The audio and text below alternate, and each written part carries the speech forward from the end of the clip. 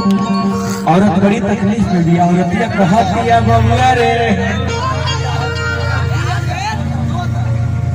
कि सैया लइका नियम सूत जाता कोरा में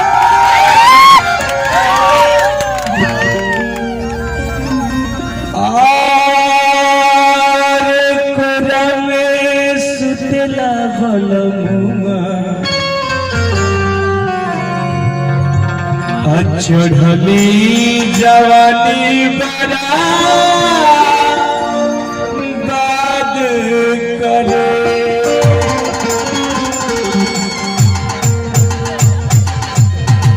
औरत के एगो तकलीफ नहीं तब औरतिया के तकलीफ माने समझे कि दुख के गोदाम खुल गई औरतिया कल्पतिया रोतिया कहतिया बबुआ कि सैया लइका सूत जाता कोरा में पिया के अजोरा सैया लइका सूत जाता कोरा में पिया के अजोरा में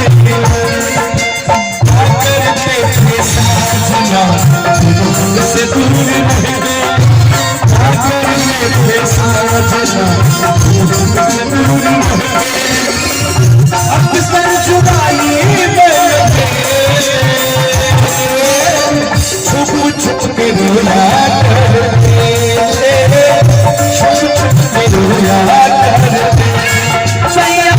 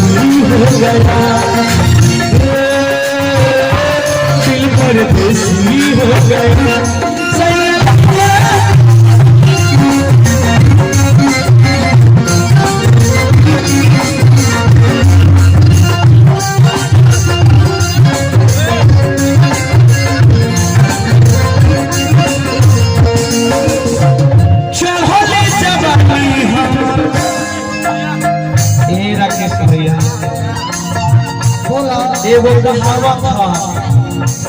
कि हो घरवा में घुड़की के आहे मथवा में चुरकी के आ भोजपुरी गाना में मुड़की के वो अंदाजे अलग औरत के भाव हम औरत कहा दिया आ कैसे तने ध्यान दी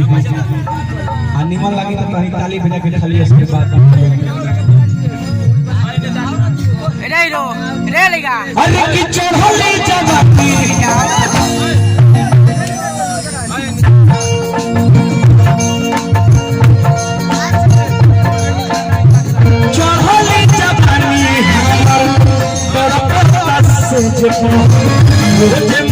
छाती मारी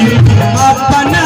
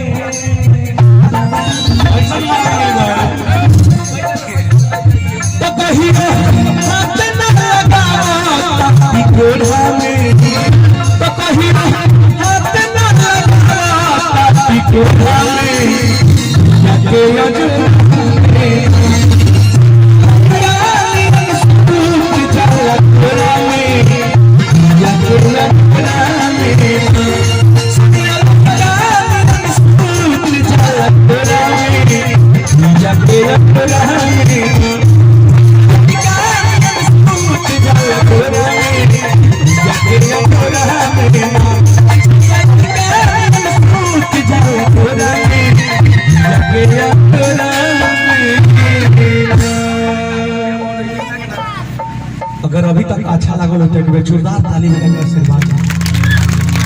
देखिए समय थोड़ा सा कम बा आ दूगो और कलाकार बोलो राजन यादव और प्रियंका तिवारी तो एहू लोग के गावल बहुत जरूरी बा तो हम चाहब कि अब वो कलाकार लोग के सेवा दी जितना प्यार आशीर्वाद हमके मिलल है हमार मन में से खुश अब पूछी लोग काहे नहीं थे मन खुश हम एजा आई रही है कम से कम 5000 भीड़ के इकट्ठा करे खातिर 5000 लोग एक बार में आशीर्वाद लेके जाए खातिर लेकिन एजा के व्यवस्था के चलते कुछ कारण बस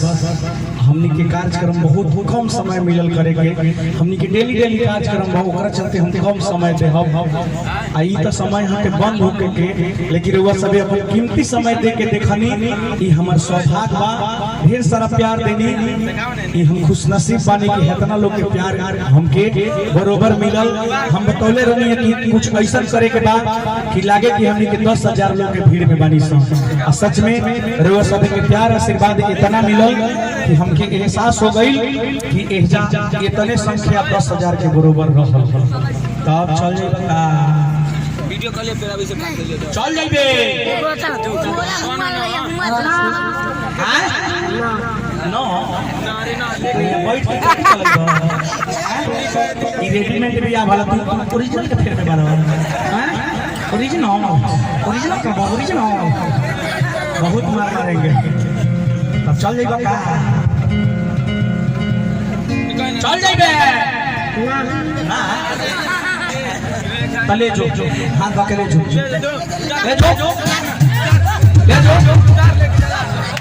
ले जो वीडियो बनाओ लोग एक माइक पे दिखाइए लोग मार मारेंगे अभियान मौसा करिए बहुत अच्छा डांस भाई बहुत अच्छा कलाकार भगवान से प्रार्थना रहे कि इनका हंसत रह मुस्कुरात रह हमरा द्वारा कोनो प्रकार के गलती त्रुटि भइल हो कि माई बाबूजी के नाम लेके कहनी हो ओकरा खातिर माफी चाहब हमनी के सिर्फ एंटरटेनमेंट है और कुछ ना आप सबके प्यार मिलल लव यू ऑल अगला कलाकार ये मंच पे प्रियंका तिवारी और बाद में राजन यादव आप सब बरोबर प्यार दे हम यही जगह पे के जात नहीं थी अच्छा लगा बहुत अच्छा उन्हीं के गामछा ले ले जा हां उन्हीं दे दी आओ आइए प्रियंका जी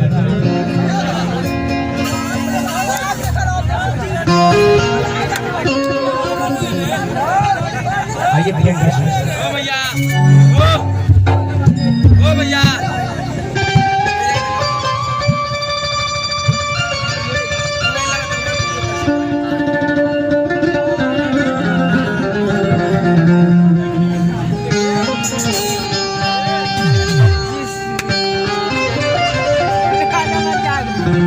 दीपक